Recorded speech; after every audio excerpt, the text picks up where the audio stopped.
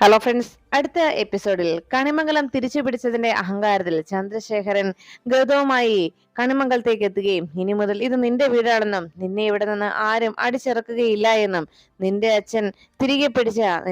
ചന്ദ്രശേഖരൻ തിരികെ പിടിച്ച കണിമംഗലമായതെന്നും അതുകൊണ്ട് ഇവിടെ നിനക്ക് തലയുയർത്തി തന്നെ വന്ന് കയറാമെന്ന് ഗൗതമിനോട് ചന്ദ്രശേഖരൻ അറിയിക്കുകയും ചന്ദ്രശേഖരൻ ഗൗതമിനെ വീട്ടിലേക്ക് തിരികെ വിളിക്കുകയും ചെയ്യുമ്പോൾ ഇത് കണ്ട് ഒട്ടും സഹിക്കാനാകാതെ നിന്ന സൂര്യ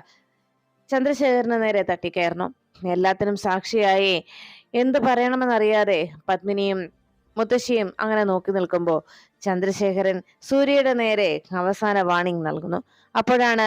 ആറ്റുവാശ്ശേരിയിലേക്ക് ഒരു ഓട്ടോ വന്നിറങ്ങുകയും ഇത്രയും നേരമായി മക്കളെ അന്വേഷിച്ചു പോയ ദേവേട്ടനെ കാണാത്തതിന്റെ നിരാശയിൽ വാതിൽപ്പടിയിൽ തന്നെ കാത്തു നിന്ന യശോദ ഓട്ടോയ്ക്കരികിലേക്ക് ഓടിയെത്തുമ്പോൾ ബാഗുമായി രാധികയും വരുണും